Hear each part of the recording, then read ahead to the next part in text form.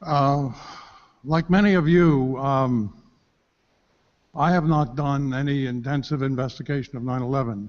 I have instead followed the work of many of the people who are panelists here who participated yesterday and who will participate today. And I'm here out of respect for their work that has gone on over a period of 15 years now. I mean specifically the architects and engineers under Richard Gage, all of the panel of lawyers, and Mick Diamond and Mitch Harrison, the whole team of lawyers. And I understand yesterday's very exciting event and uplifting event that involved lawyers of the quality of Dan Sheehan and others. So I'm very, very pleased to come here out of respect for the work of these people. And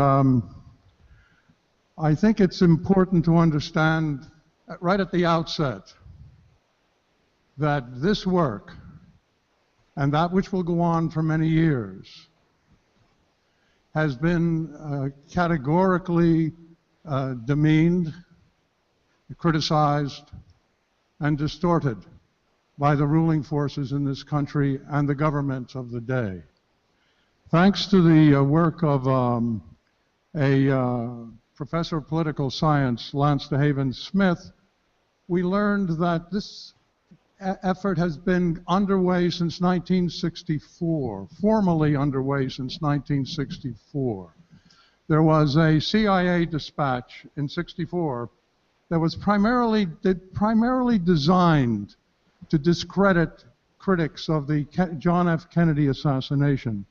That dispatch is 1035-960. It was designed to establish a program that would discredit and to coin the phrase conspiracy theorists, and to apply conspiracy theorists to any individual or group who chose to criticize, in that instance, the Warren Commission report.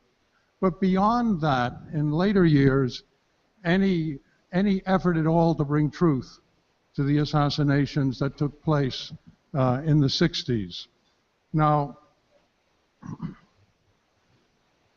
it's important to put that into the context of 9/11, because whatever you do here, and all of the work and the excellent work that has been done here, will be coined that way. And it has to be overcome. It has to be understood that that program is still in effect. And they will have applied it to all of the work that the architects and engineers have done, that the lawyers and the lawyer panels have done. Because that opened up, 9/11 changed not only what happens in this country, but it changed the world. And it gave us, in the American ruling structure, gave us a paradigm for endless war. And we live with that today. It began, of course, in the more immediate sense, it began with the falling of the Murrah building in 1995. I was in Oxford, office in London at the time, and I received in the mail an unsigned schematic that was supposedly drafted by a member of the Corps of Engineers, who said his conscience would not allow him to rest, and he wanted it to be known that they wired the Murrah building. Now, the McVeigh-Nichols bomb blew the face off the building, but the actual bomb wiring resulted in the major destruction and death. So it started there. It continued with the first bomb in the World Trade Center, and then, of course, the catastrophic 9/11 events that we are commemorating today, slightly less than an hour ago from this point in time. I've had a fair amount of personal experience with respect to the implementation of this program, because I've been involved in the, quite accidentally starting, in the assassination of Martin King for about 39 years. The final book, The Plot to Kill King, is the end of the story. That's it at this point in time. I don't think there's anything more that needs to be reported. But my actual involvement with this disinformation activity on the part of government started back in 1967, after I had returned from Vietnam and published a piece. Thanks. I'd published a piece in Ramparts magazine, which Martin King saw and which brought us together for the last year of his life. I was invited to go to Look magazine to see Bill Atwood, who many of you may recall was the managing editor and publisher of Look magazine. And as I walked in the door, he strode to me and put out his hand. He said, "You'll be pleased to know I had a visitor last week." And I said, "Oh, and who would that be then?" He said, "Averell Harriman flew in from Washington to bring me greetings from the President of the United States and to ask me for a favor." I said, and what did Governor Harriman want? Governor Harriman said the President would greatly appreciate it if I would never publish anything that Bill Pepper wrote. So he said, "Well, how do you feel about that? You're not even 30 years old, and the President of the United States is worried about my publishing something that you wrote." I said, "I'm more interested in what you said to Governor Harriman." And he said, "Well, I told him we're going to meet you next week." And I was interested that he knew we were going to meet you next week. But I told him we're going to meet you, and if we liked what you had to say, if we believed it, and if we believed the documentation that you provided to us and the photographs that you provided, then we were going to publish. I want you to tell that to the President and give him my best regards. So that was Bill Atwood. Now, a short time later, Bill Atwood had a heart attack, and he left Look magazine. He had the heart attack after another close-by meeting with District Attorney Jim Garrison, who flew up from New Orleans, and after a 1 a.m. telephone conversation with Bobby Kennedy.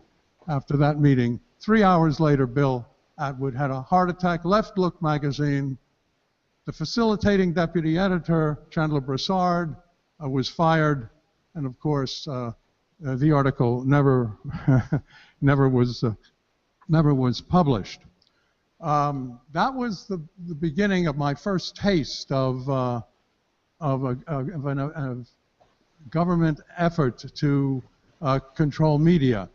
But since then, we have learned very clearly that the consolidation of control over the American media is virtually complete. We don't have Bill Atwoods around much anymore at all. The 1999 trial that was mentioned by Mick was to have been broadcast over court TV. They pulled out. Every time the weighty evidence started to come in 1999 now, that's 17 years ago, the mainstream media people got up and left the room. They stayed when Coretta King testified, or Andy Young, or one of the family, but they left whenever the serious witnesses were about to speak. So it became pretty clear that they were not going to cover that. And one whole chapter of the last final book that I've done on this case deals with media disinformation. And it's important for you to understand it. They started media disinformation in 1968, and they carried it forward to the present time through 2014 in every way conceivable, in terms of books and articles, television programs, and the like, to put forward the disinformation. Carl Bernstein taught us back in 1978 that the CIA had 400 agents attached to American media. He said that Sulzberger gave Allen Dulles, who Mr. Roosevelt, by the way, wanted to prosecute as a war criminal, he gave Allen Dulles 12 slots on the New York Times. So far as we know, those have been rotated throughout since 1959 with respect to critical issues. I left this country in 1981 because we had too much surveillance on the beach near where we lived, and duck blinds across the road.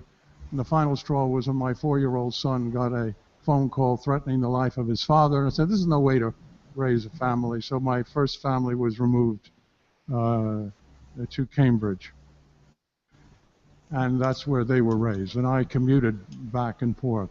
That was all that I could do. So have no illusions about penetrating mainstream media. Do everything you can, obviously, to get this story out. But please have no illusions with respect to that.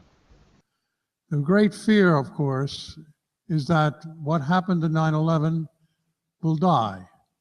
And it'll die with the people in this room when you all pass away. Unless there is some grassroots legal action that can be implemented either as we have discussed with Judge Impasamato in Italy, or as Danny has mentioned, some of the options that may be available here in the United States. Representing some of the families, some years ago, I surveyed the entire federal bench in this country. And I came up with 3 federal judges who were possible recipients for a civil action in this case. One of them has retired.